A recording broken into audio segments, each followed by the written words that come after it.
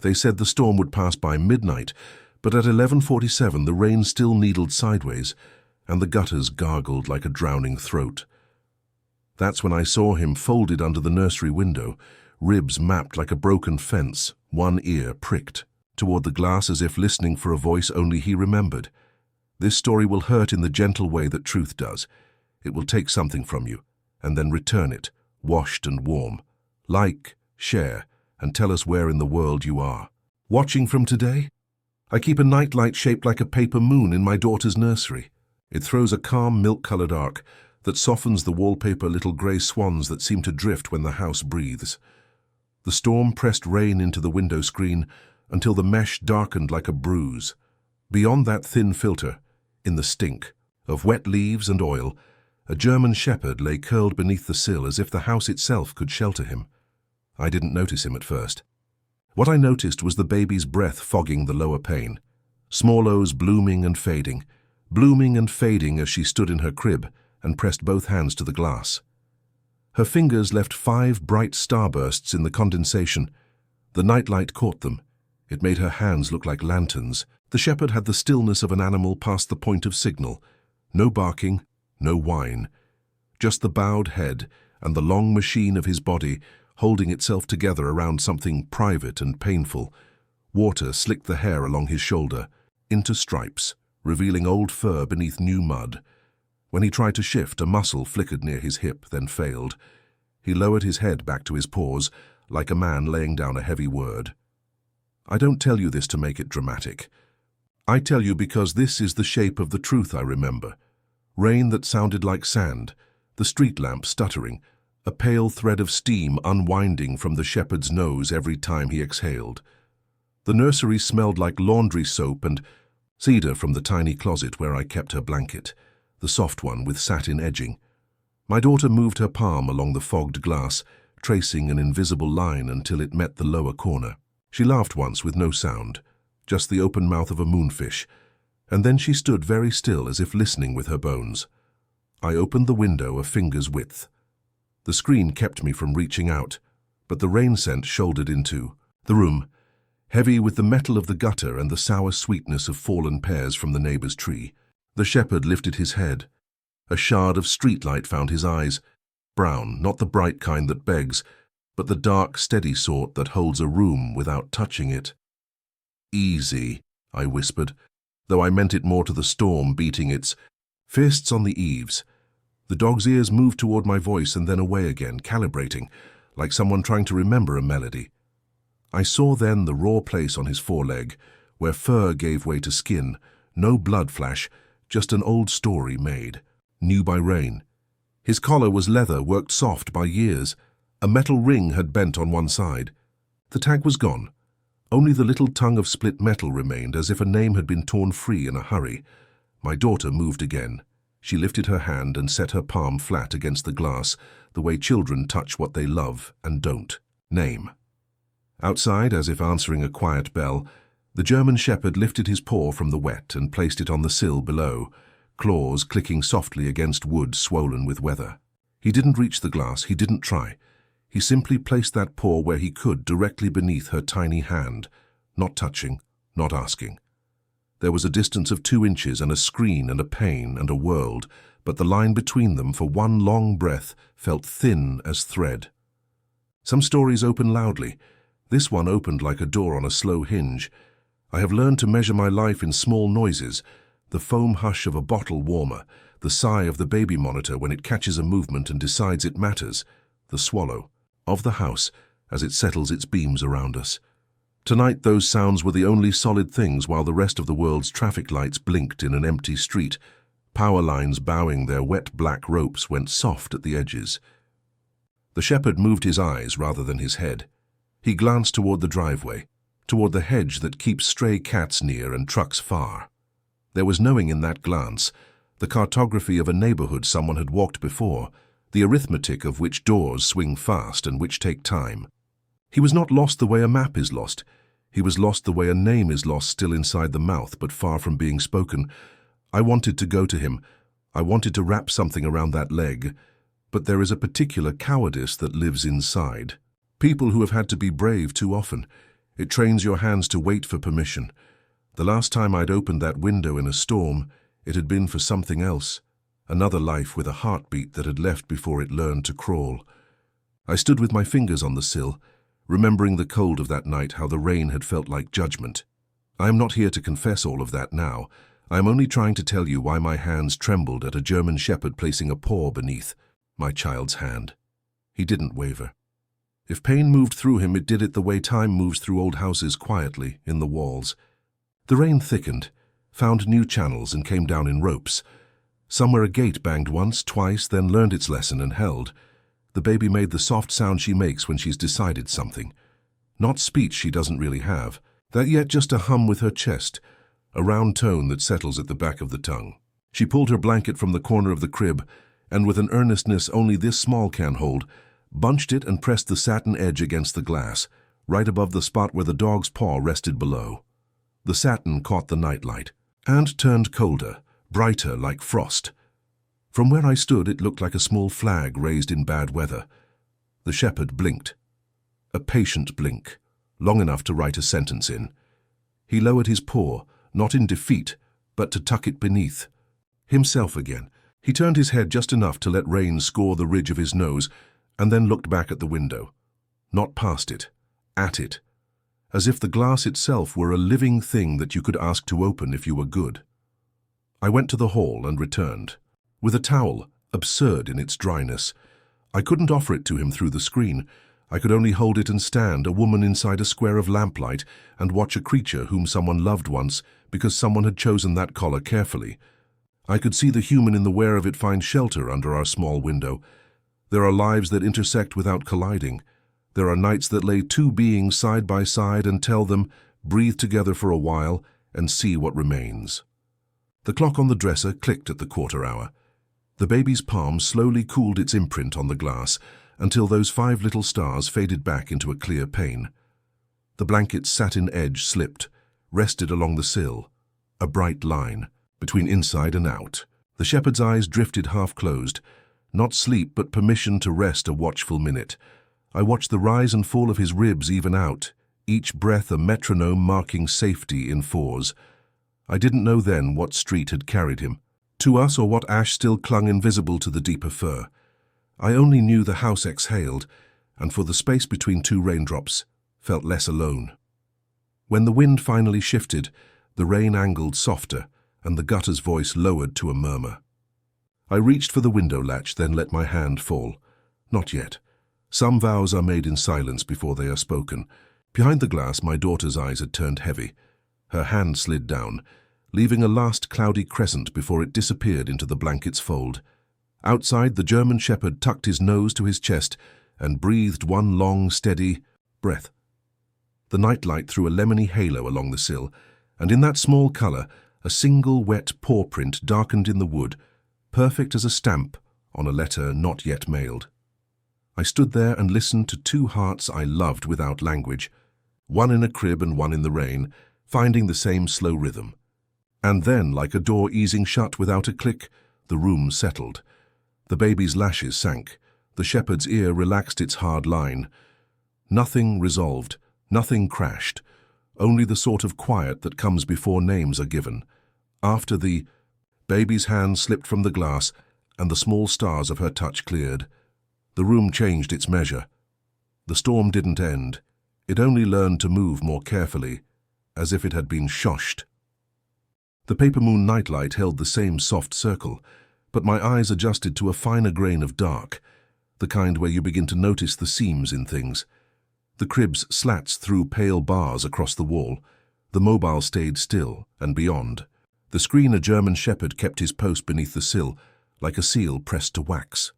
I stayed near the window, towel folded in my hands the way people hold folded letters they can't yet send. The house knows what to do with the weather if you leave it alone. It shifts its weight along foundations and lets gutters talk their tired talk. It moves warmth toward the beds we've promised to protect. But the body has its own weather, and mine has turned thin and cold, that narrow kind of chill you get inside hospitals and midnight kitchens, the kind that doesn't belong to temperature. I couldn't make myself step away yet. Not while one animal breathed in my crib, and another tried not to bleed in the rain. The shepherd changed nothing about his posture, and still everything felt altered. When the wind curved, his ears sketched the movement without lifting. Small adjustments like a radio searching for a station. Rain slicked his coat to a darker map. In the wet, I could read the countryside of old injuries more clearly, faint lines. Where fur lay unnatural, a slight wavering in the muscle near his foreleg that told a longer story than the exposed raw place itself. He carried his history the way some men carry hunger, not complaining, just present in each choice. The air that came through the finger-width crack was rain and pears and something else, something that didn't belong to our street. Not heavy, not immediate, but there, braided through the wet, a dry, sweet, ruined smell, like the inside of a charred book. Soot doesn't always announce itself with drama.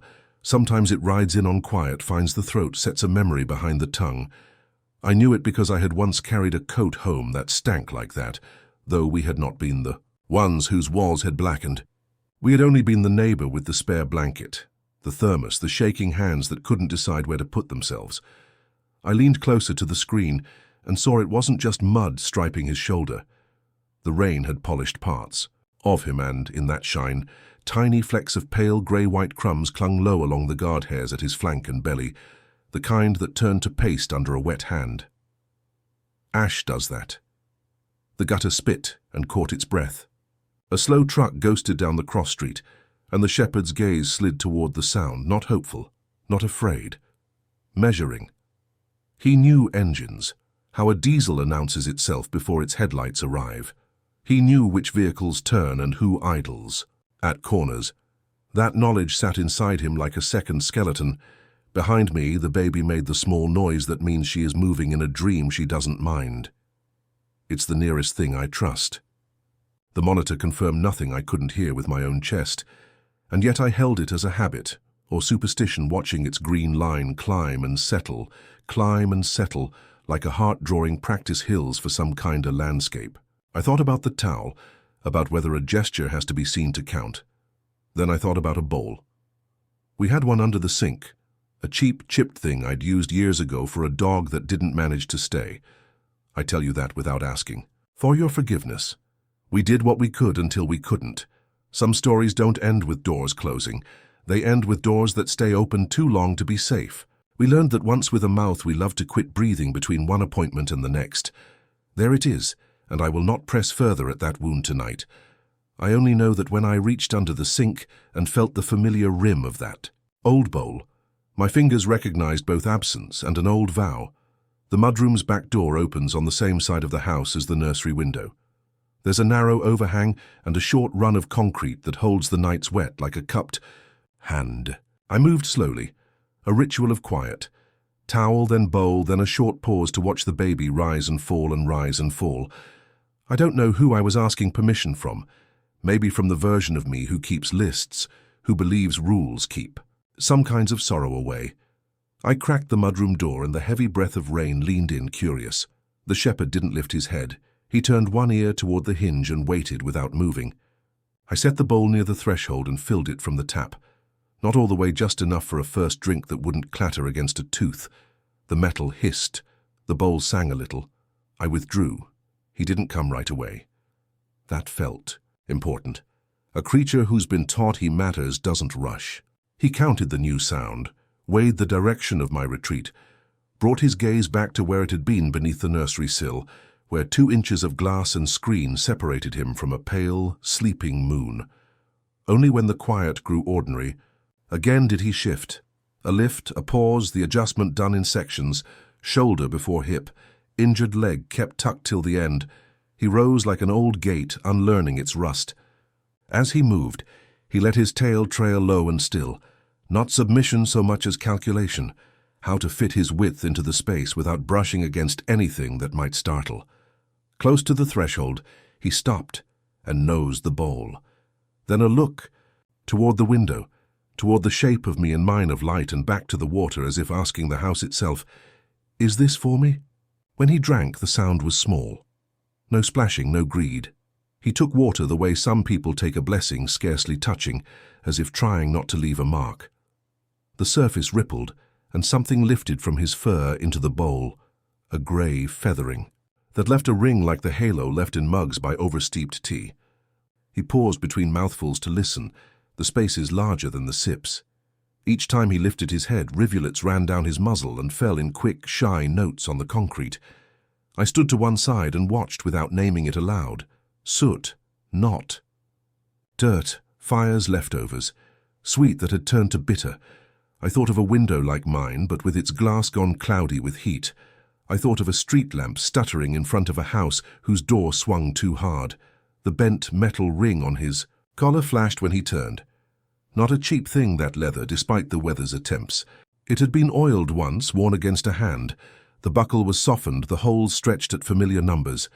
The place where a tag had lived was scarred and bright, the way metal shines briefly after a wrench's kiss.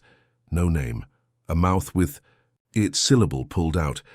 I wanted to put my fingers there and feel if the edge could cut, but I was indoors and he was out, and wanting is a kind of weather too thunder farther off than it sounds. He drank until the bowl's ring was more marked than water. Then he stepped back, considerate, as if leaving the shape for someone else who might come. The way he placed his feet told me more. Dogs scatter their weight when they hurt. They splay, to widen the ground beneath them, to keep the tremor from showing. He didn't. He chose balance even through pain, distributing himself the way a guard does when he plans to stand long.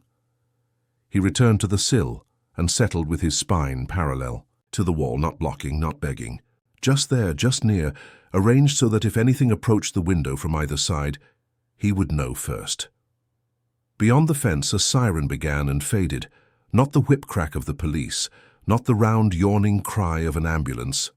The long, climbing call that lives in the throat of engines built for flames. At the first rise he stiffened, not with fear, not even recognition, more like the way a musician stills at the opening note of a song he used to play. He listened through the rise, the plateau, the fall, eyes soft and level, as if watching rain. Inside himself, when quiet returned, he exhaled visibly and let his shoulders loosen. The bowl caught a drip from the overhang and offered a small, plinking answer. I went back to the nursery and sat on the floor, back to the wall beneath the window, a hand on the rug where the crib's shadow fell. My palm found a dropped sock, warm still, and the cool edge of a wooden block with a letter worn smooth by teeth. The room smelled faintly of talc and milk and something sweeter than either. Sleep. The baby turned her head and exhaled through. Parted lips. The sound took me apart and remade me the way the ocean can in one pull.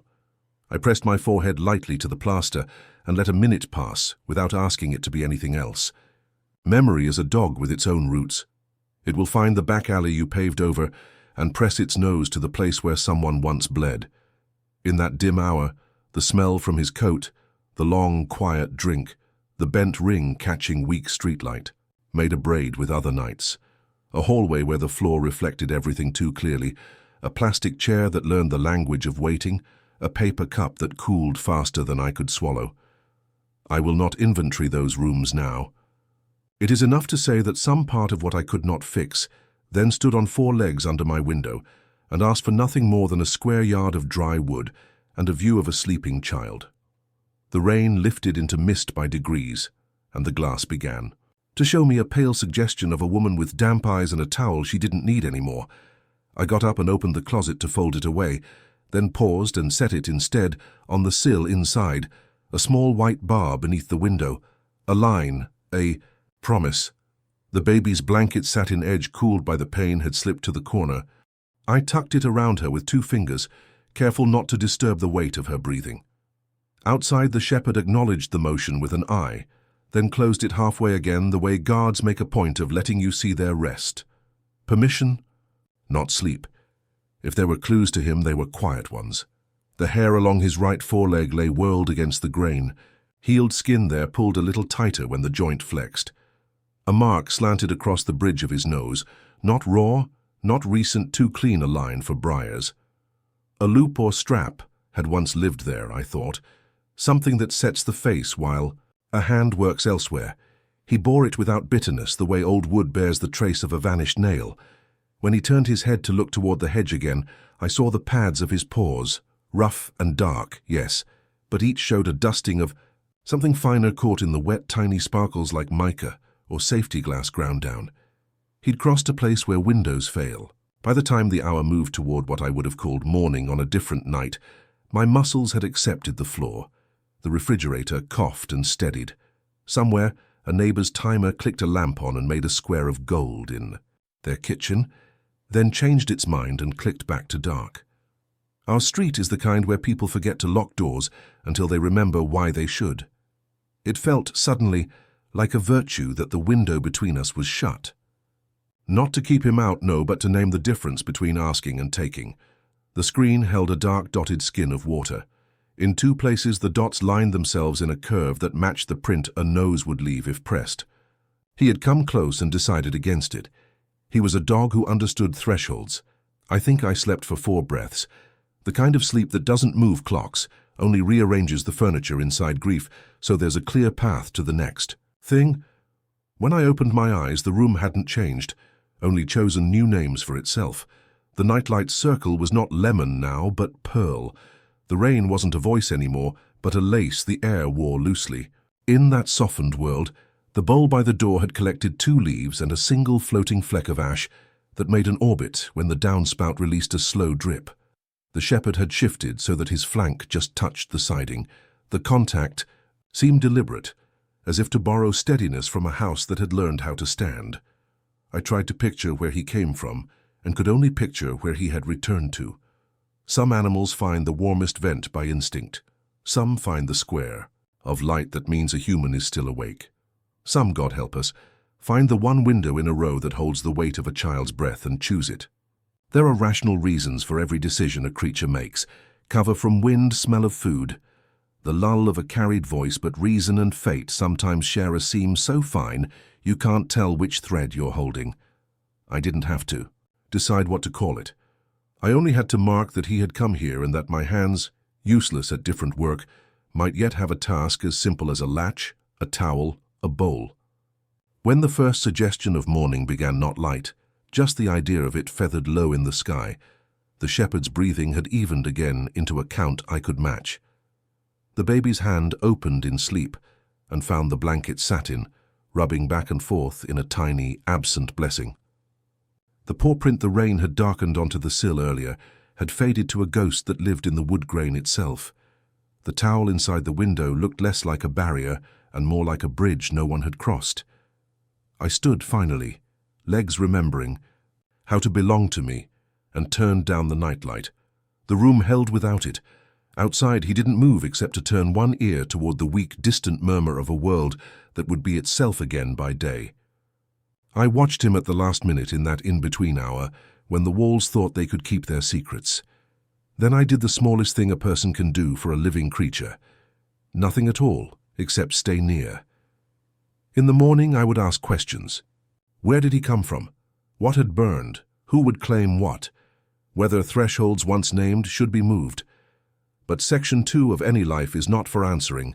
It is for listening so closely that when it is time to lift a latch, your hand knows how far the hinge can swing without complaint.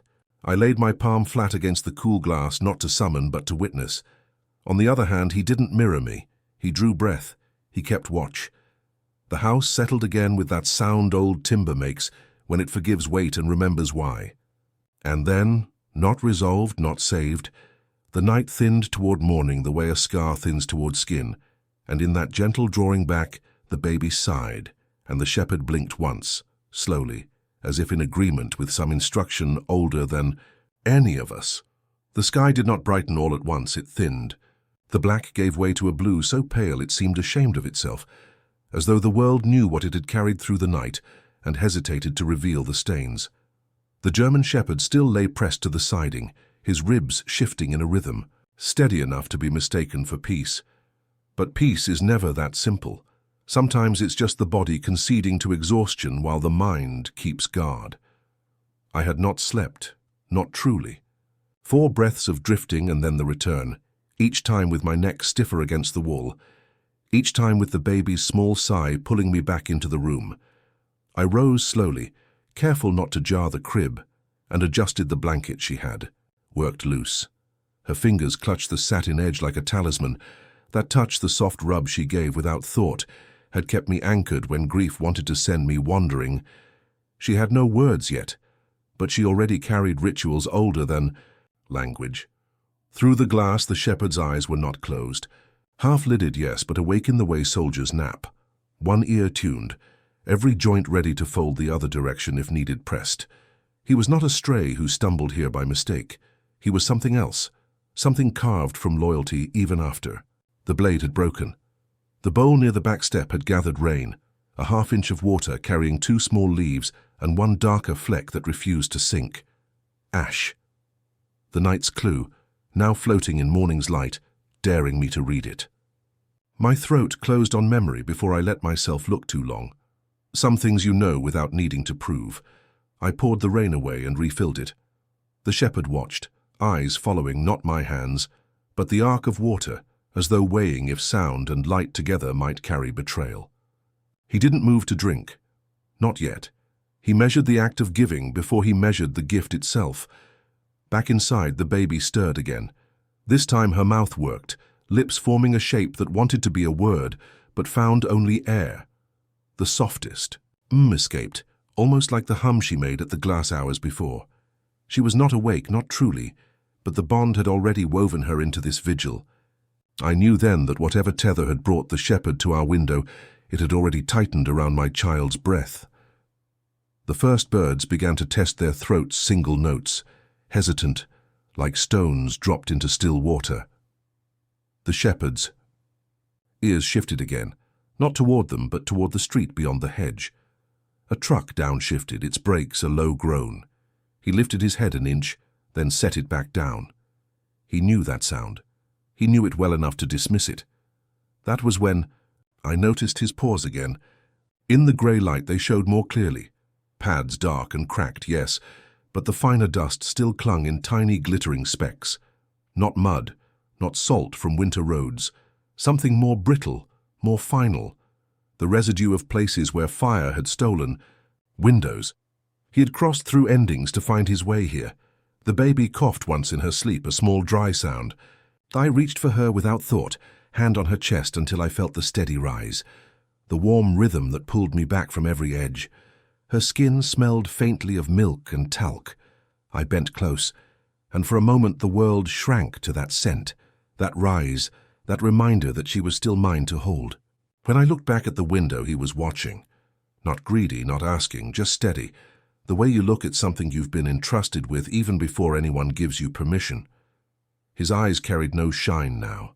The dawn had flattened them into dark wells, and in those wells I saw not need but endurance. He could have lain anywhere. He had chosen here. The house began to stir in its own small ways. Pipes expanding. The refrigerator is muttering awake, a branch tapping twice against the gutter, life announcing itself in pieces. Yet the shepherd remained the still point, the axis around which the rest turned. He did not flinch at the tap of the branch, did not startle when the neighbor's porch light clicked off. His body was both a wall and a prayer. I thought of opening the door fully then, letting him inside, letting the threshold be more than a symbol. But memory rose like a tide and pulled me back. We had opened doors before. We had invited need inside and been unable to keep it. The shame of that still lived in the floorboards. I could not risk repeating it, not with the child asleep 2 feet away. So I left the door closed and the towel still folded on the sill like a promise waiting for courage. The shepherd adjusted once, shifting weight off the leg with the scar. The motion was controlled, deliberate, each joint checked before moving. Pain had taught him caution, but it had not taken his dignity. He carried himself like something used to duty, not pity, and that realization pressed deeper than I expected. Pity I could have managed. Duty asked something more. Duty asked what I was willing to give. I brewed coffee not because I wanted it, but because the ritual steadied my hands. The hiss, the drip, the bitter rise of steam, all small anchors in a sea I could not name. Through the kitchen window I could still see the outline of him, a dark figure against the paling sky, a sentinel no one had assigned. When I brought the mug to the nursery and sat again on the floor, I noticed something new. His nose was pointed not at me, not at the crib, but toward the street beyond. His whole body had gone attentive, the way an instrument goes taut before a note. I followed his gaze but saw nothing, just wet pavement, the hedge bending with the last threads of rain. Yet his stillness spoke. Something was out there, something he recognized. The baby shifted again, rolling onto her side, hand still gripping the satin. She did not wake, she did not need to. The shepherd had not moved closer to the window, had not pressed his nose as he had once, but the tension in him told me more than words. He was marking the world outside, so she would not have to. I sat with that knowledge for a long while, coffee, cooling in my hands. The house had shrunk to its essentials: crib, window, dog, child, silence. Every other thing, bills, errands, the world's ordinary weight had been pushed out into the rain where it could not reach. What remained was this triad: the breath of a baby, the watch of a dog, the heart of a parent trying to believe in both. The ash fleck in the bowl had dissolved by then, leaving only faint grey streaks along the rim. Evidence fades if you let water keep moving, but the shepherd's coat still bore its silent testimony, clumps darkened by more than rain, a furrowed patch along his flank where fire had once licked. He carried it the way the house carried its old nail holes, visible only if you knew how to look. I wanted to ask aloud, "Where did you come from?" But the room had already taught me not to break. Its silence with questions it wasn't ready to answer. So instead I whispered to the crib, to the blanket, to the child who would not remember this night but who would live inside the shape it gave her. Someone chose us. The shepherd blinked, slow, deliberate, as though sealing a vow. The pale light grew stronger then, enough to cast faint shadows across the floor.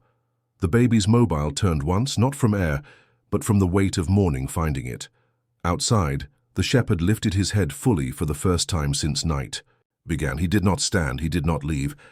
He simply raised himself enough to remind me. He was not staying because he had no strength to move. He was staying because he had decided. The street beyond remained quiet, but his ears held their angle. Something was out there. Something that had not yet crossed into our view. I wrapped both hands around the mug, cold now, and knew that section 3 of this story was not about answers. It was about waiting, about the fragile truce between what we invite and what finds us anyway. The baby exhaled a long, even breath, and the shepherd matched it, chest rising, chest falling, the two rhythms close enough to echo. I closed my eyes for a moment, not in rest, but in reverence. When I opened them again, the world beyond the window had turned the color of old paper, and the next chapter waited, unwritten, just outside the hedge. Morning came not with clarity but with a grey reluctance, as if the world itself had been bruised by the storm. The sky was the color of damp linen stretched low and heavy, and the street outside looked rubbed thin, its edges blurred by the night's washing. The shepherd still lay against the siding, a dark figure carved from patience.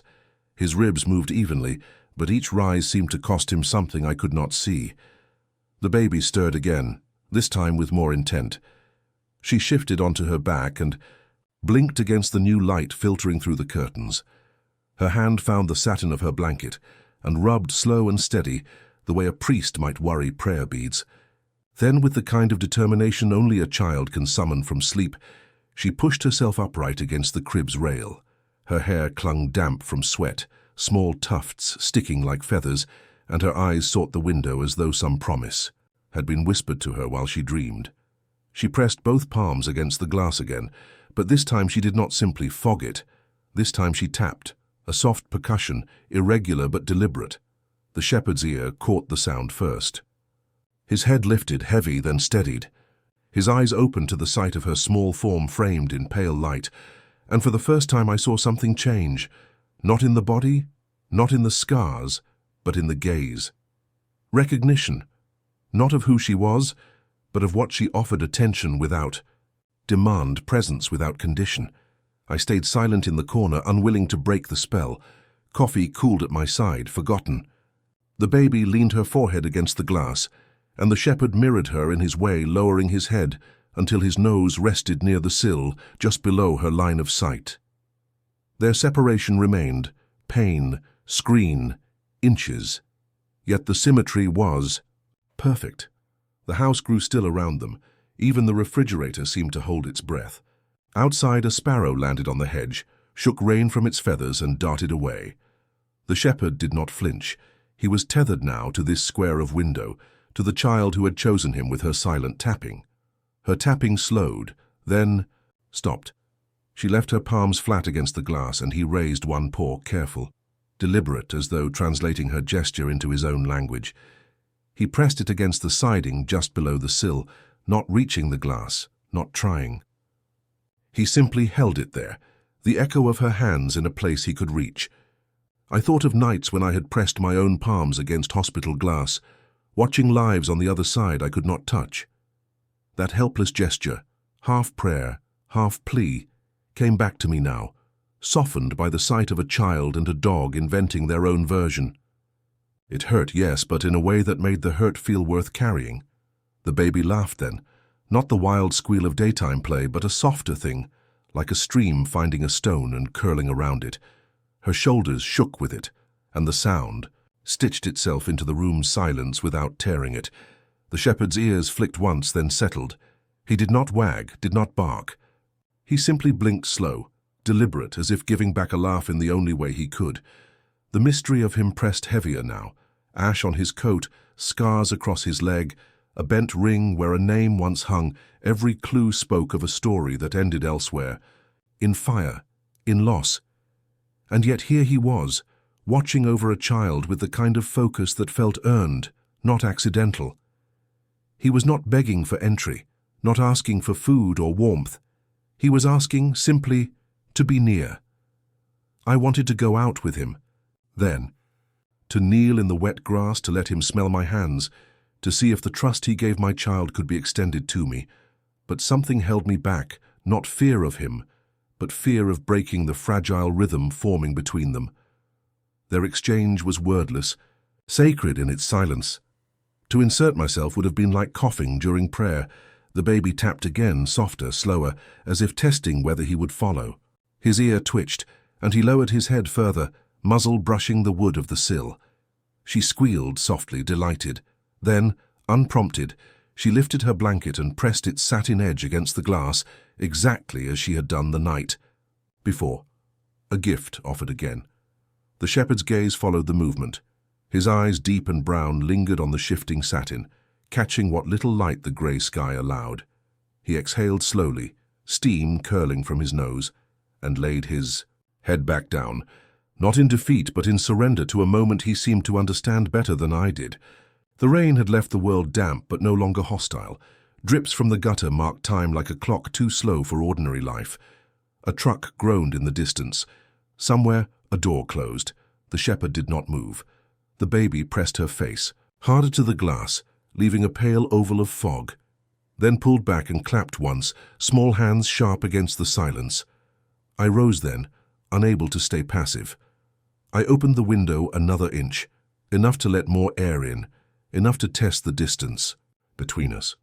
The shepherd's eyes flicked to the sound, then back to the child. He did not rise, did not tense. He accepted the shift as if it belonged to her, not to me.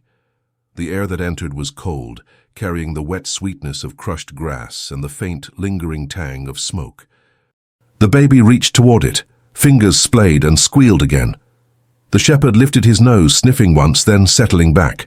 The breeze carried her scent to him, and his ears relaxed at last, folding back slightly. He had found what he needed.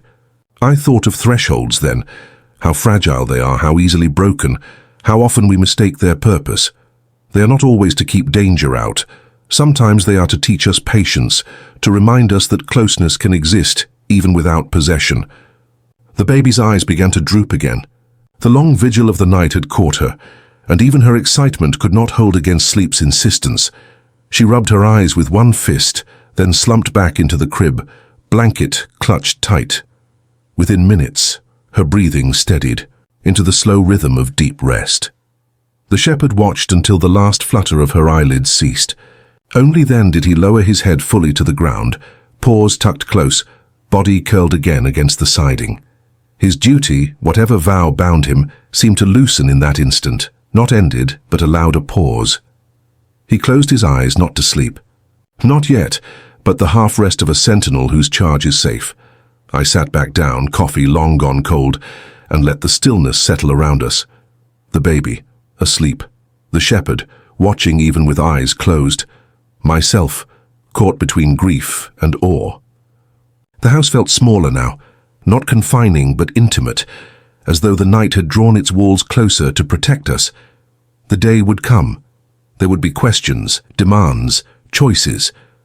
But Section 4 belonged to the quiet covenant forming between a child and a wounded animal, witnessed only by rain-stained glass and the heart of someone too tired to fight what felt inevitable.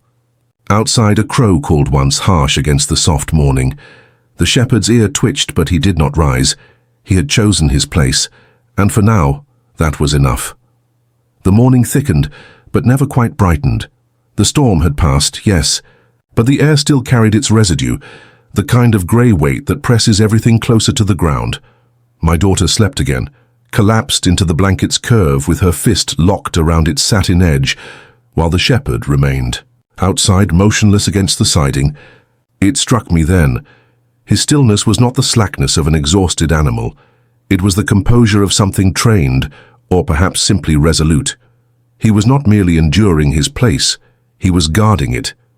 Even with his eyes half shut, his ribs moved with the alertness of someone who knows rest is always provisional.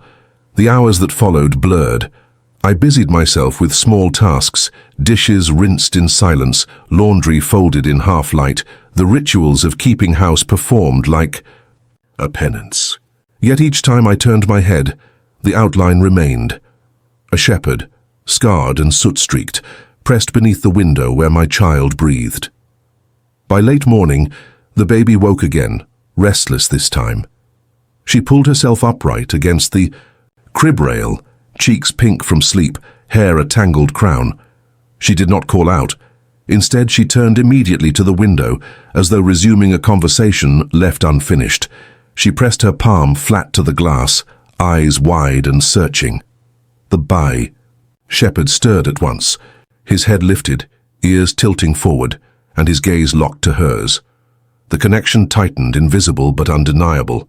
She tapped just once, and he answered not with sound, but with movement, the slow, deliberate lifting of his paw until it touched the sill again, claws scratching faintly against wood swollen with rain.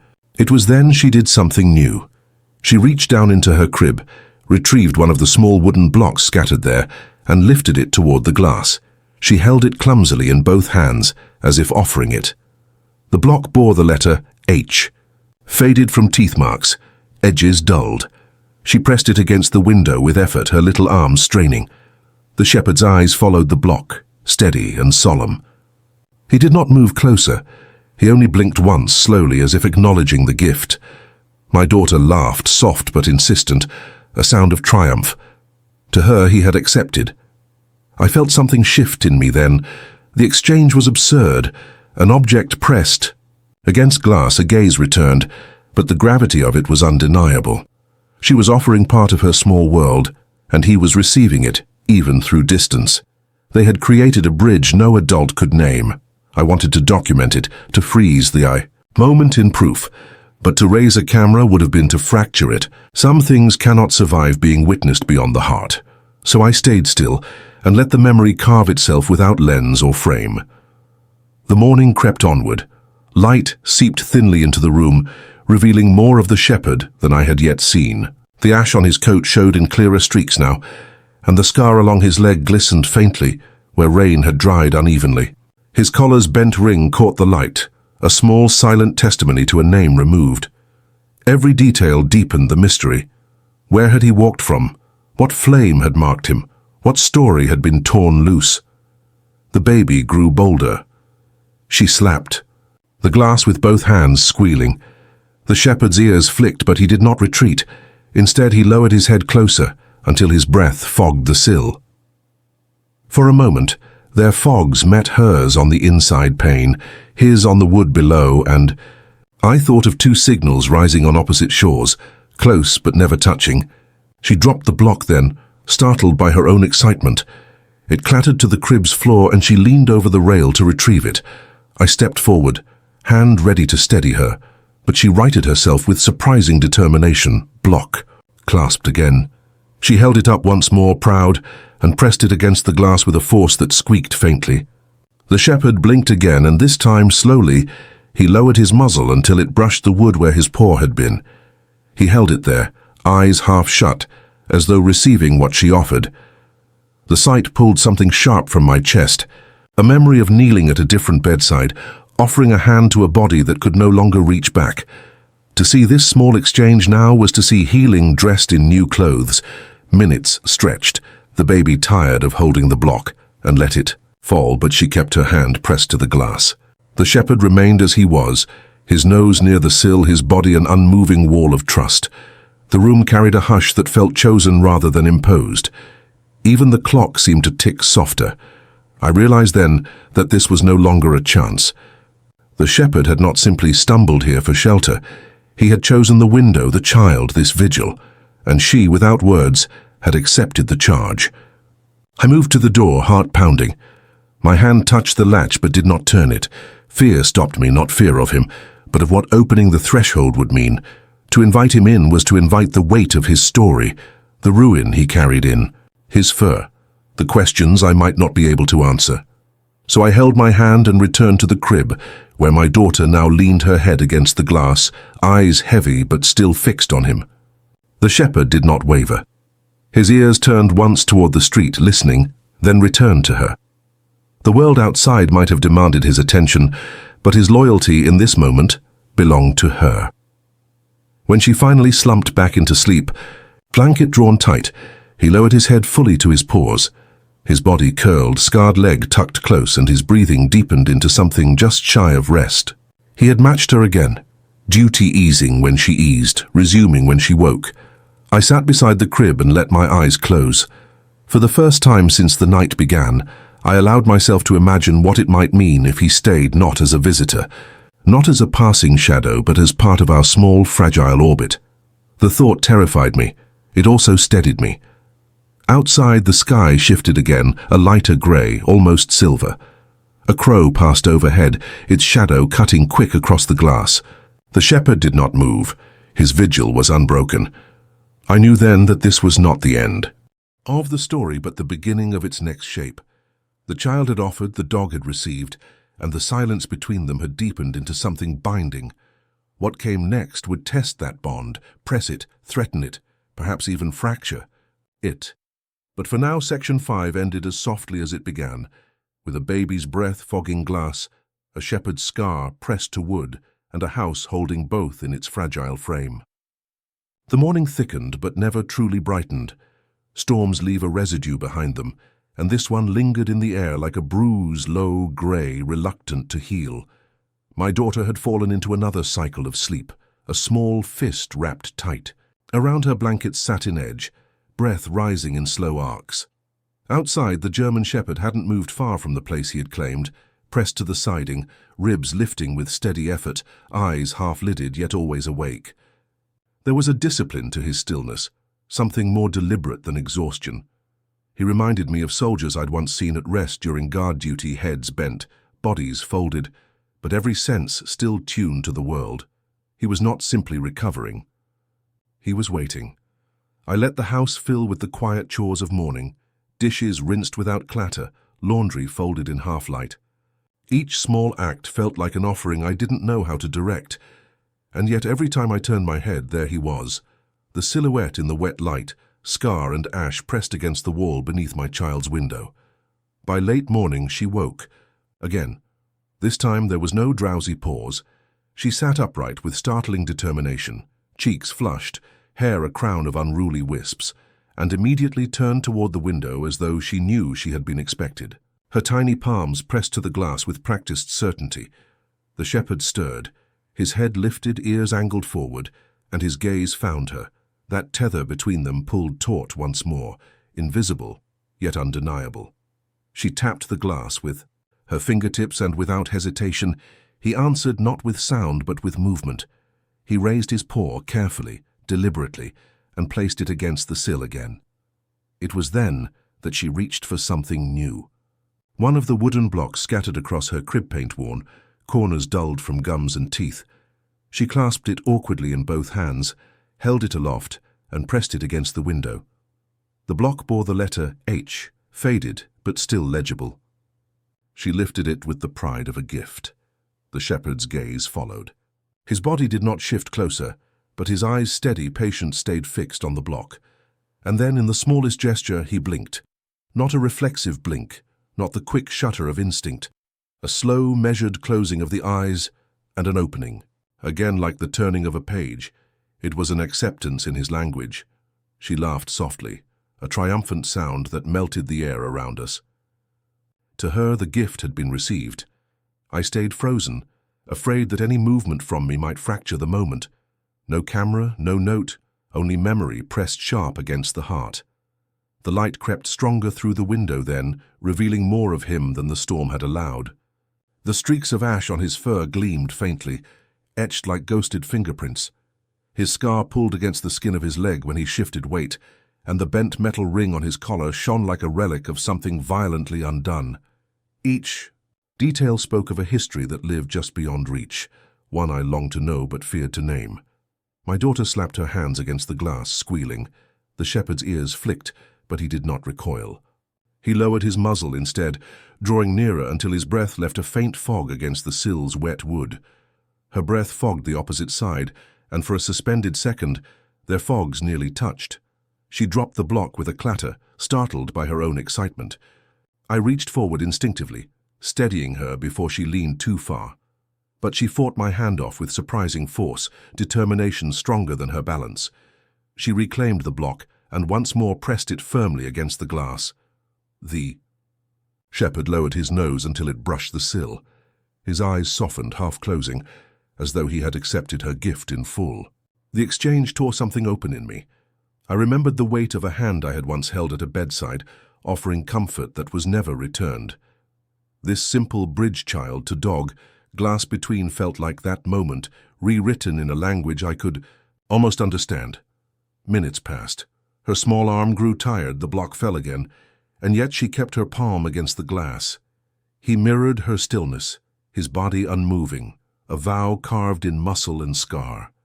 Even the clock seemed hushed, unwilling to intrude.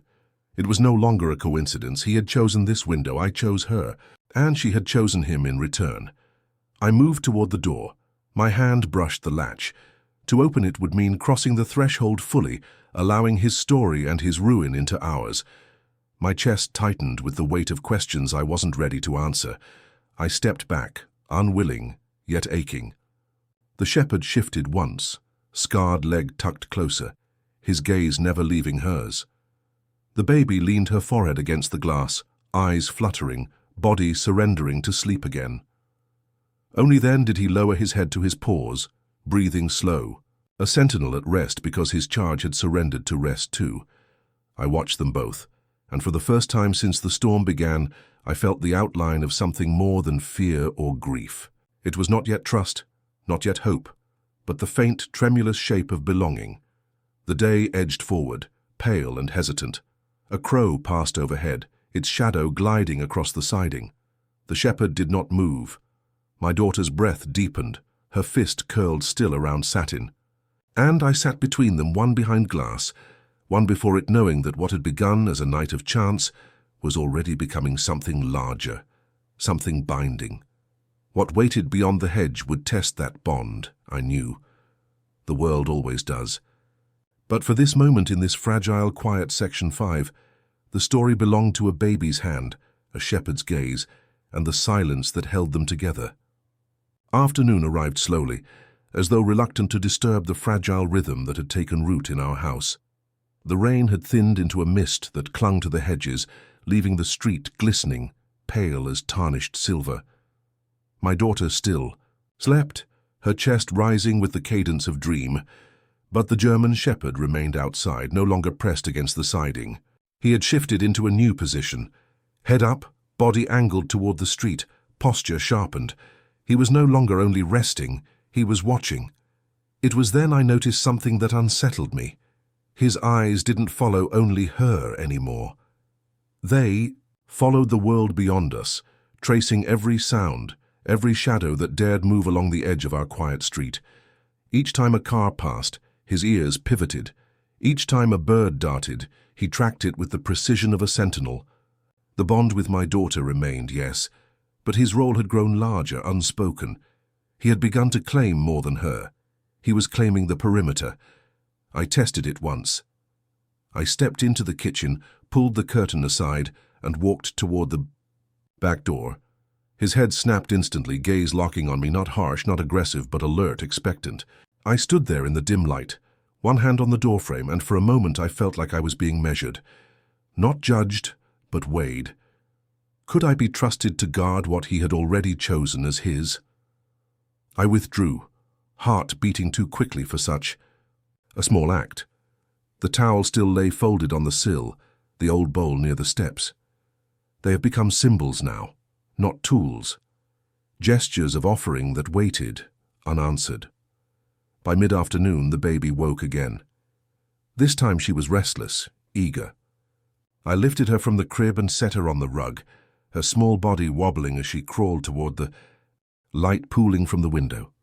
She pulled herself upright against the wall, palms smudging it with damp circles, and stood watching. The shepherd rose at once. Pain flickered through the scar on his leg. I could see it in the stiffness of his motion, but he did not falter. He stepped closer, pressing nearer to the window than he had before. His breath fogged the glass in long, steady exhalations. She squealed, clapping her hands against the pane, delighted at this nearness. I crouched behind her, steadying her balance, though my presence felt secondary. The conversation was theirs alone, palm to glass, nose to sill, silence binding them. I could see clearer now, the soot still clinging to his coat. It wasn't just dirt. It had fused in places, stubborn against rain, woven into the hair by heat that had once been too close. A story clung to him, heavier than mud, yet he offered her only steadiness. The minutes stretched. My daughter, tired and slumped into my lap, eyes heavy again. The shepherd, too, lowered himself, curling once more, but this time he angled his body differently. Not simply resting, he positioned himself where the front of the house met the side, his line of sight covering both the street and the window. It was deliberate, protective. The change unsettled me. What had he known in the fire, in the ruin he carried on his fur, that taught him to guard like this? And why, out of all houses, all windows, had he chosen ours? When evening pressed closer, I ventured outside for the first time since the storm had broken. The yard smelled of wet earth and pear rot, the hedges dripping faintly. I carried the bowl, refilled it with water, and set it down where he could reach. He did not approach at once. His head turned, ears tilted, as though ensuring the street was safe before granting himself the drink. Only then did he lower his muzzle, taking slow, deliberate sips. Up close I could see more of him. His coat was thick but dulled, stripped of its natural shine. The scar along his leg ran deeper than I'd thought, not fresh but jagged, healed in layers that told of long neglect. His eyes, though his eyes were impossibly steady, even as his body betrayed what he had endured. He finished drinking, lifted his head, and looked past me to the window where my daughter had pulled herself up again, watching. It was her approval he sought, not mine. Night returned with little ceremony. The air cooled, mist lifting, and the shepherd resumed his vigil beneath the window. I left the towel in its place, unable to move it. The baby drifted off early, her hand brushing the satin edge of her blanket. I thought briefly of carrying her into my room, away from the draught that crept along the nursery wall. But something stopped me, something that said she was safest where she was, with him outside. I woke at intervals through the night, each time drawn back to the window. Each time he was there, a silhouette folded into the siding, ears sharp, body still. A sentinel I hadn't asked for but had been given, and in those quiet hours, a shift began inside me. Not trust yet, not forgiveness for whatever ghosts trailed him, but the faint acknowledgement that perhaps we were no longer only three in this house. That perhaps the story of our nights had grown another heartbeat. When dawn came again, pale and reluctant, I found him not where he had lain, but farther down the yard, pacing once, then returning to his post. He was expanding his territory, mapping the edges of what he now considered his. And I knew then, this was not a chance. This was a transformation beginning. The shepherd was no longer simply resting beneath a stranger's window. He was becoming part of us silently, one breath at a time. The second dawn came with fewer clouds but no more warmth. Pale light crawled across the street like something hesitant, touching the wet hedges, the pavement patched with drying puddles, the old fence at the corner lot. And always at the window, the German shepherd. He had not left, not truly. Where he had lain through the night, the grass showed a faint press, flattened and damp. His bowl still carried a slick of rainwater, leaves floating in lazy circles.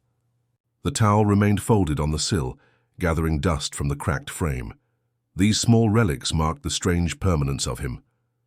My daughter woke earlier than usual, squirming, restless. Her first sound was not a cry, but a hum, low and steady. I lifted her from the crib, her warmth against me, and carried her to the window. Her head lifted, eyes widening as though she had expected what she found. The dark form of him waiting. Below. She wriggled from my arms until I set her down, and she crawled, determined, pressing her palms flat against the glass once more. The shepherd rose with a stiffness that betrayed his scar, but his eyes brightened when he saw her. He lifted his head high, chest expanding, and for the first time I saw something nearly like pride in the way he carried himself. He stepped closer, pressing his muzzle against the wood of the sill. She tapped the glass with both hands, laughter bubbling out of her. That sound drew attention. Our street is not busy, but it is not abandoned. The neighbor across the way had come out to gather his newspaper. He paused when he saw the shepherd. A moment's hesitation, then a longer stare. I felt the weight of it even from behind the glass. The shepherd noticed too. His ears flicked toward the man, but he did not leave his post. He stayed angled toward the window, as if to declare, "This is my place now." The neighbor bent for the paper, his glance, lingering longer than necessary, then disappeared back inside. The shepherd watched until the door clicked shut. Only then did he lower his head, easing once more against the siding. Something had changed. Until now, it had been just us, my daughter, myself, and this battered animal who had carved himself into our nights. But now another set of eyes had seen, and once seen, things never remain private. Later that day, I stepped outside again. The air was cool, the grass slick. He rose when I appeared, though he kept distance. I refilled the bowl and crouched low, not reaching for him, not calling, simply being near. His gaze stayed sharp, assessing. He drank, lifted his head, and looked not at me, but at the window, where my daughter had appeared, clapping against the glass as though to cheer him on. It became clear then. He had chosen her, and through her, the house. I was incidental, tolerated only because I stood in the same frame. That truth pressed oddly against me, both relieving and wounding. Relief, because it meant he bore no threat to her. Wounding, because my role felt secondary. Evening arrived with a softness the storm had not allowed the night before. The sunset was muted, colors dulled behind haze, but it gave shape to things hidden by rain. I saw more of his coat than the patchwork of ash woven into fur, the faint mottling of skin beneath, the ribbed hollow of a body long underfed. He looked like something carved from endurance. And yet, when my daughter pressed her face to the glass, he answered with the smallest wag of his tail. It startled me. Until then he had been solemn, steady, untouchable. The faint sway of that tail broke something open, a hint of joy, buried deep. A relic of who he might once have been. The next morning more eyes noticed. A woman jogging past our street. She slowed when she saw him, cautious, her steps faltering. The shepherd stiffened, posture rising. He did not bark, he did not lunge, but his body said plainly, "This place is not yours." She gave him a wide berth, quickening her pace, and disappeared down the road. I stood behind the curtain, heart tight. He had not harmed her. He had not moved closer to the street. But he had made himself known, and the world would not ignore him for long. That evening, as dusk pooled in the gutters, I opened the window an inch wider. The scent of wet leaves and faint smoke drifted in. My daughter reached toward it, arms, outstretched, squealing. The shepherd lifted his muzzle higher, nostrils flaring, catching her scent as it spilled through the gap. His body relaxed, ears folding back just slightly. The world outside might bring strangers, questions, even threats, but here, in this shared breath through a cracked window, he found his place. I whispered then, not knowing if the words were for him or for myself. "You're staying, Aunt." "You?" He didn't move. He didn't need to. The silence answered for him. And so Section 7 closed with a shift I could not undo. The shepherd no longer existed only in our hidden orbit. He was seen. He was noticed. His presence had begun to ripple outward. And with those ripples would come the first real test of the bond, forming between a scarred dog, a sleepless parent, and a child whose laughter had already chosen him. By the third morning, the street no longer treated him as invisible.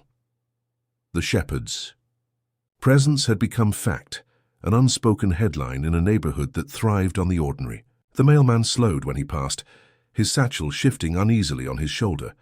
Children walking to school tugged at their parents' sleeves and whispered. Cars lingered a second longer before rolling on. From behind the curtain, I watched it all. He did not bark, did not chase. He simply stood near the hedge, body tall though thin, scar tugging tight when he shifted weight. His eyes stayed anchored to the house, especially the window where my daughter pressed her palms each morning. But his stance had changed. He was no longer only guarding her. He was presenting himself to the world, drawing the border. That border, unsettled people. They saw scars, the bent collar, the soot-darkened coat, and imagined danger. They could not see what I had seen, the slow blink, the patient vigil, the paw raised beneath my daughter's hand. By noon, a knock rattled my front door. It was the neighbor who had lingered 2 mornings earlier, the paper tucked beneath his arm like a shield. "You know there's a dog out here?" he asked. His voice was not hostile but wary, edged, with the kind of caution that grows in places where people like neat lawns and trimmed hedges. "I know," I said. My words came out softer than intended, almost apologetic. "He's yours?" I hesitated. Ownership was the wrong word. Nothing about the shepherd belonged to me. He had chosen, not been chosen. "No," I answered finally. "But he stays here." The neighbor frowned, eyes darting toward the hedge where the shepherd stood watching, silent and steady. "Dogs like that." He didn't finish the thought. He didn't need to. The implication hung heavy between us. Dangerous, stray, problem. "I'll handle it," I said, though the words tasted like betrayal. He left without reply, the newspaper still tucked under his arm. The shepherd's gaze followed until the door closed, then shifted back to the window where my daughter's laughter spilled against the glass. The afternoon wore on, quieter but more fragile. The shepherd stayed closer than ever, his body angled toward the street, his ear turning at every sound. He had sensed the shift too. He knew he was being noticed. When evening came, my daughter stood again at the glass, clapping. He lifted his paw to the sill, but this time his body remained taut, gaze flicking between her and the road. His tail did not move. It was as if joy and duty had collided, and duty had won. I opened the window a little wider, enough for air to mingle, enough for him to catch the scent of her again. His ears lowered briefly, a flicker of softness before returning to their post. That night, I dreamed of fire. Not flames leaping, but the aftermath.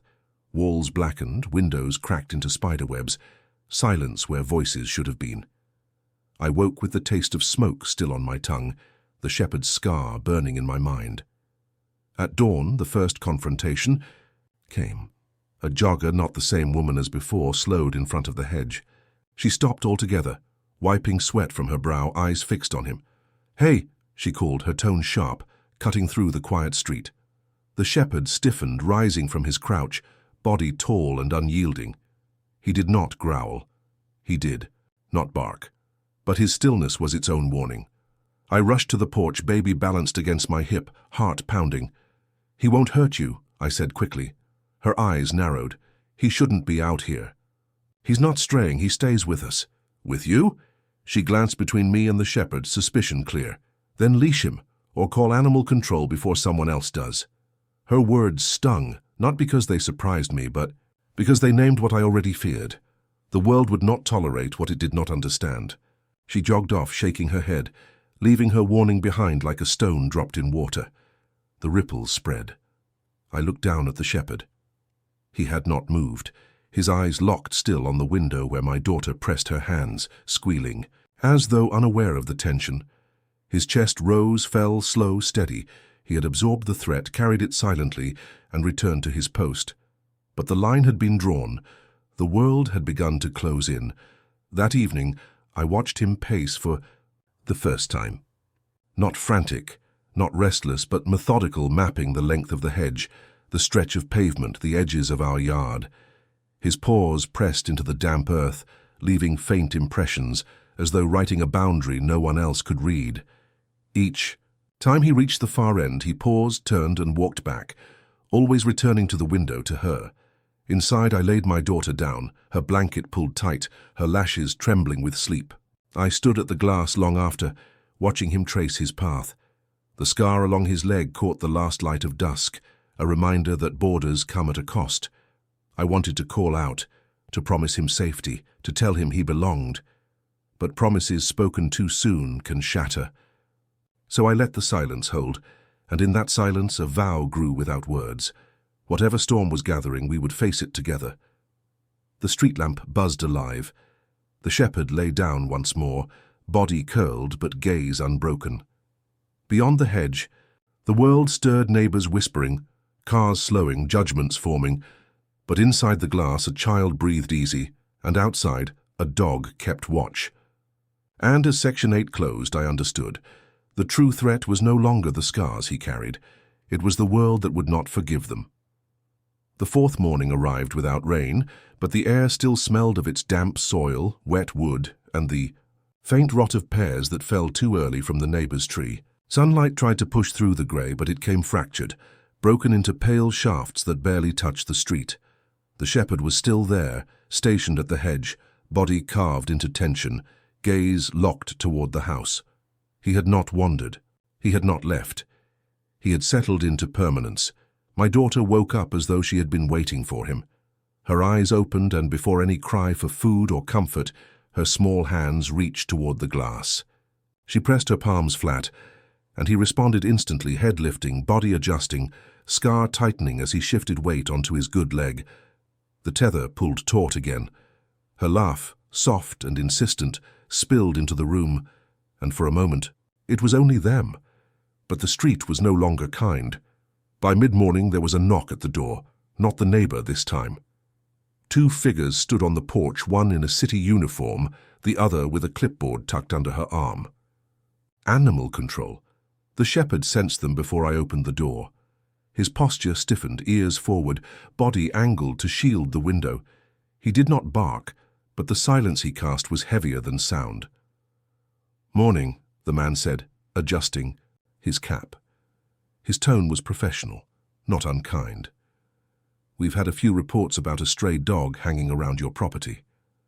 "He's not causing trouble," I answered quickly, voice lower than I meant. My daughter shifted in my arms, her weight grounding me. "He doesn't leave this yard." The woman lifted her clipboard, pen poised. "Ma'am, do you know the animal? Is he yours?" The word yours struck again, sharp as it had when the neighbor asked. Ownership, possession, neither applied. "Here." "No," I said carefully, "but he stays here, with my child." The two exchanged a glance. The woman scribbled something onto the clipboard. "We'll need to assess him," she said, "for safety. Injuries, vaccinations, temperament. If he's unclaimed, he'll need to come with us." My chest tightened. The idea of him being taken, loaded into a van, carried to a place of cages and concrete burned through me.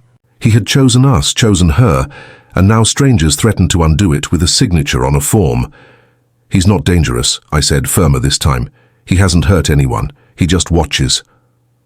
The man glanced toward the hedge, where the shepherd stood unmoving, eyes locked on the porch. "Dogs that guard like that," he murmured. "They usually have a reason." I swallowed hard. Maybe he does. The woman's pen tapped the board. "We'll give you 24 hours, she said finally. If he's still here tomorrow, we'll have to bring him in." And then they left, footsteps fading down the walk, leaving the air heavier than before. The shepherd didn't move until the truck had turned the corner. Only then did he lower himself, curling against the siding again. But his eyes never left the window. He had heard. He had understood in the way animals understand what matters most. All day, I carried the weight of that deadline. Every squeal of my daughter at the glass, every slow blink of the shepherd's eyes felt like grains of sand slipping through an hourglass I could not control. I thought of collars, tags, paperwork, proof the world required. Proof I did not have. All I had was the quiet bond I had witnessed. Pour to glass, gift of a block, vigil through storm and dawn. Evening brought neighbors again. The woman from 2 doors down paused on her walk, shaking her head. "That dog's too big to be out here," she said, her voice sharp. "You have a baby." "Yes," I said softly. "And he's protecting her." She scoffed, muttering as she walked away. The shepherd's ears flicked at her tone, but he didn't rise. He didn't need to. His silence was louder than any defense I could speak. Night fell with its usual hush, but it carried a different kind of weight now, the heaviness of a clock, ticking unseen. I opened the window wider than before, letting the cool air move through the nursery. My daughter reached her small hand into that draught, fingers curling as though trying to grasp it. The shepherd lifted his nose, inhaling deeply, ears lowering. For a brief moment, tension gave way to peace. I whispered then, voice trembling against the quiet, "I don't want to lose you." He blinked once, slow and deliberate, and laid his head down. His body curved into the siding, scarred leg tucked tight. His vigil resumed, as though my words were not fear, but simply part of the night's music. The hours passed. Each creak of the house, each gust against the hedge felt sharpened. I drifted in and out of shallow sleep, always returning to the sight of him outside the glass. My daughter slept deeply, safe within the fragile circle he had drawn. But morning would come, and with it the world. As Section 9 closed, the story had bent toward confrontation not with the shepherd's scars, but with the laws and eyes of those who could not see what lived in the silence between him and the child. The knock had carried weight. The countdown had begun. And beneath the window a wounded dog breathed steady, holding ground against everything that threatened to take him away. The night after their visit stretched thin, a sheet of hours I could not fold into rest. Each creak of the floorboards, each whisper of wind along the hedge carried the weight of that clipboard and its promise, 24 hours. I sat in the nursery longer than I meant to, the paper moon nightlight throwing its quiet arc over wallpaper swans that seemed, at that hour, to drift farther from me with each blink. The German shepherd had not moved from his post. He lay pressed against the siding beneath the window, ribs lifting in even time, his scarred leg curled close. He seemed both at ease and utterly vigilant, a paradox I had come to understand as his language. Even when his eyes closed, his ears worked like instruments, tuned to the faintest tremor of the street. My daughter shifted in her crib, sighing. Through dreams, her tiny hand loosened its grip on the blanket's satin edge, then closed again as though holding something invisible. She had no sense of countdowns, no grasp of deadlines or laws. For her, the shepherd was not stray or dangerous. He was a presence, steady, dark, waiting. I envied her certainty. The house carried me through the long night with its quiet noises, the clock's thin click, the refrigerator's sigh, the window's soft rattle when wind leaned against it. And outside, always outside, the slow rhythm of him breathing. It was not comfortable exactly. It was something sterner, assurance carved out of silence. When the first bruise of morning light touched the edges of the sky, I knew the day would not pass without decision. I made coffee in the kitchen, though my hands shook as I poured. Through the back window I saw him shift. He rose stiffly, scar pulling tight, then stretched with the care of someone testing each joint before trusting it. He padded toward the bowl, lapped water in slowly, measured sips, then returned to his station. It was a ritual now, a century's preparation.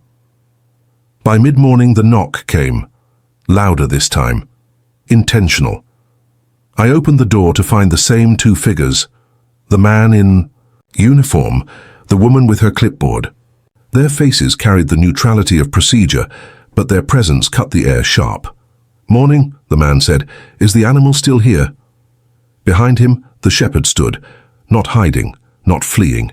He had placed himself deliberately where he could be seen, body tall though lean, gaze steady. "Yes," I answered, my voice thinner than I wanted. The woman nodded, pen already lifted. "Then we'll need to take him in today." My daughter, balanced on my hip, squirmed at the sound of their voices. She leaned forward, eyes fixed on the shepherd, and reached her hand toward him through the empty air. Her hum began again, low and insistent, the same sound she made each time her palm pressed to the glass. The shepherd's ears flicked. His gaze softened as he looked at her, not at them. And in that silence, something inside me broke open. "You can't," I said, words rushing before I could shape them. "He's not just wandering. He stays here, with her." The man's brow furrowed. "Ma'am, without proof of ownership, collar tag records, we have no choice. Regulations." "Regulations don't see what I see," I cut in. My hand trembled against my daughter's back, but my voice steadied. "They don't see her hand against the glass. They don't see how he never leaves her. He's not dangerous. He's—" I faltered, searching for the word. Not pet, not stray, something older, more binding. "He's hers," I finished. The woman shifted uncomfortably, pen hovering over the page. "If he stays unclaimed, we'll have to—" "He is claimed," I said, "by her." The pause that followed felt longer than it was. The man glanced again toward the shepherd, whose eyes remained fixed not on them, not even on me, but on the child reaching for him. Something passed between us, then a recognition that what stood outside their regulations could not be written on any clipboard. The woman lowered her pen. "We'll make a note," she said carefully. "But if complaints continue—" Her voice trailed, leaving the warning unfinished, hanging in the air like the storm before lightning. They turned, footsteps receding, the sound of their truck fading down the street.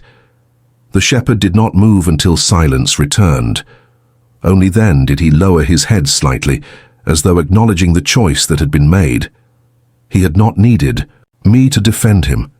He had already defended himself simply by standing there steady and unyielding while a child reached for him.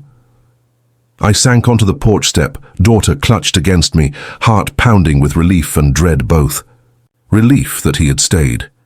Dread that the world had not finished with us yet. Evening fell softer that day, the light folding into itself without struggle. My daughter pressed her palms to the glass once more, laughter spilling in little bursts. The shepherd lifted his paw, placing it against the sill, his scar pulling tight but his gaze tender. His tail moved, faint but sure, the second time I had seen it since he came. I knew then that the confrontation was not over. The world would press harder, neighbors would whisper louder, papers and forms would return. But something had shifted. A line had been drawn not by law or regulation, but by a child's open hand and a dog's steady watch. The house exhaled as night settled. I turned off the paper moon, letting darkness rest where it chose. Through the window, his silhouette curled against the siding, scarred but whole in purpose. And I whispered the words I had not yet dared, words soft enough to disappear into the glass. "You belong here." The wind carried the sentence away, but his ears flicked once, as if he had caught it all the same. And so Section 10 closed, not with resolution, but with the fragile courage of a choice made before dawn, one that tied us tighter to the shepherd who had chosen us first. The days that followed pressed harder against us, though not with storms.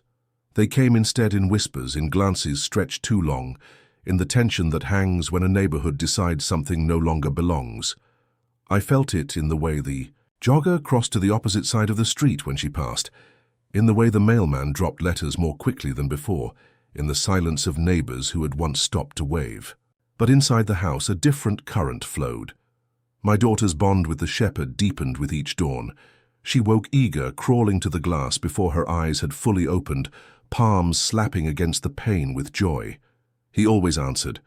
Even if pain bent his leg or weariness pulled at his shoulders, he rose to meet her, paw pressing to the sill, muzzle lifted in greeting. They had invented their own ritual, one that no regulation could name. I learned to watch more carefully, now. The scar along his foreleg still ached when he shifted. The soot in his coat clung stubbornly despite the rain. But there were subtle signs that presence itself was mending him. His eyes, once hollow wells of endurance, had begun to carry warmth when they lingered on her. His tail, slow and deliberate, had swayed more often. It was not enough for the world outside, but for us it was everything. One evening, as dusk folded itself into the edges of the street, a sound carried from the distance, raised voices, the harsh scrape of something dragged across pavement.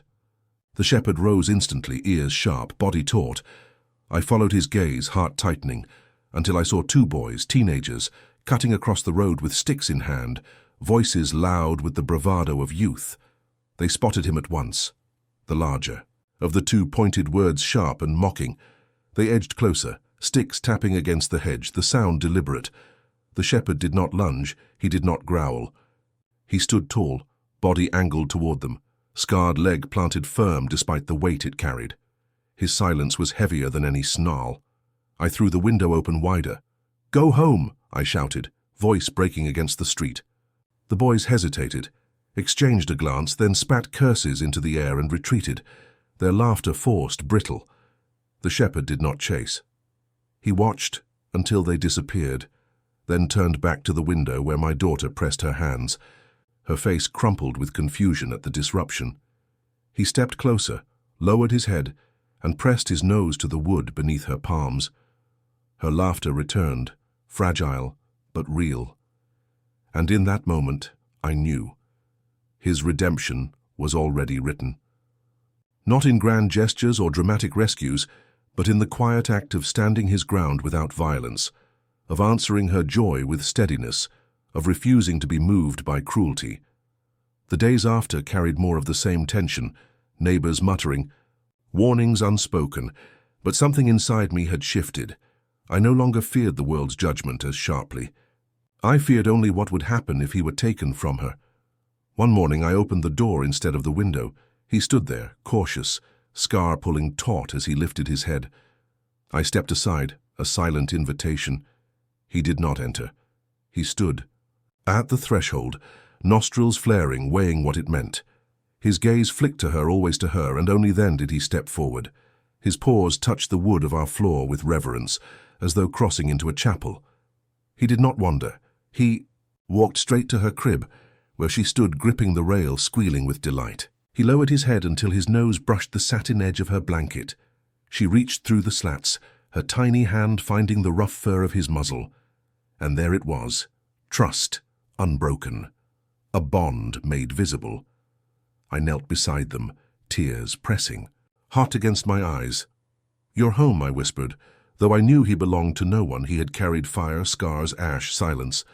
He had chosen her, and in return she had given him something no paper or collar could, belonging. The world would still question, complaints might still come, but the decision had already been made, not by laws or neighbors, but by the quiet. Exchange of hand to muzzle, blanket to scar. That night he lay not beneath the siding but inside, curled on the rug near her crib. His body twitched once in dream, scar pulling, but his breathing was deep, steady. She slept with one hand dangling from the rail, fingers brushing the air above him, and I sat watching, knowing the climax of this story was not about battles, won with force. It was about endurance, about a broken creature who had carried his ruin to our window and found redemption not through rescue, but through presence. As Section 11 closed, the house felt different. Not larger, not smaller, but fuller, its silence carrying 3 heartbeats instead of 2. Outside, the street was still judged, but inside, in the dim glow of the nightlight, redemption had taken shape in the quiet act of a German shepherd, resting at the feet of a child he had chosen. The house had grown used to him. That was the first change I noticed. His presence no longer startled the floorboards or strained the silence. His breathing became part of the night's rhythm, woven between the clock's measured clicks and the soft hum of the monitor. My daughter no longer woke in surprise to find him. She woke in expectation. She pressed her palms to the glass or reached her hand through the crib's slats, certain he would be there. And he always was. Days passed in the hush of this new pattern. The neighbors still whispered, though their voices softened once they saw no threat materialized. The jogger kept her distance, the mailman hurried his route, but the world beyond our hedge lost its urgency to interfere. Perhaps they had accepted him, or perhaps they had simply grown tired of noticing. In either case, the silence outside gave us room to breathe. It was in this quiet that the shepherd began to change. Slowly, cautiously, the stiffness in his scarred leg eased. His ribs, once sharp beneath dull fur, filled with the weight of steady meals I had begun to leave at the threshold. He no longer looked like a ruin clinging to survival. He looked like something returning. Yet what marked me most was not his healing body, but the way he watched her. Every gesture of hers, every clap, every hum, every stumble of her small steps he absorbed, as if memorizing a hymn. He did not wag wildly, did not bark or bound. His devotion remained silent, reverent, the way a sentinel honors the light he has sworn to guard. One evening, as the sun folded into a copper haze, I found them together in a moment that seemed to hold more than itself. My daughter had learned to walk in unsteady bursts, her steps uneven, hands reaching for balance. She tottered toward the open door, and he was there, body angled to catch her if she fell. She pressed one hand against his flank, using him as she might a wall, and he moved with her pace, slow, patient, matching her sway with his steadiness. I stood in the doorway, hands trembling at the fragile beauty of it. Neither looked at me. She laughed, small and bright, and he blinked, slow, the way he had blinked that first night beneath the rain. And in that blink lived all the vows I had never spoken. The world, of course, still held its edges. Complaints might return, papers might demand answers. But in that moment, I understood the truth. No law, no neighbor, no clipboard could undo what had already been written between them. That night I carried her to her crib, blanket tucked around her, the satin edge against her cheek. He curled on the rug again, muzzle resting near the crib's slats. She reached her hand through, brushing his fur with her fingertips. Both exhaled, long and steady, their breaths finding the same rhythm. The house listened. I listened. When dawn broke, it did so gently. No storm, no knock. Only light filtering soft through the curtains. I woke to silence not empty but full of the silence of trust, of belonging. I sat on the floor beside them, my back against the wall, and let the stillness sink deep. My daughter slept with her, hand still through the crib touching him. He slept with his nose pressed to the rug beneath her, guarding even in rest. And I knew with a certainty that needed no words, the story had closed where it was always meant to. Not with fanfare, not with triumph, but with quiet. The final act of trust was not a gesture, not a rescue, not even a decision. It was this. A baby sleeping, a shepherd breathing easy, a house holding them both. The scars remained. The world remained. But in this room, in this fragile circle, something had been redeemed. As the last chapter of this story closed, the final line wrote, itself in silence, a whisper carved into wood and glass and breath, they belong to each other now.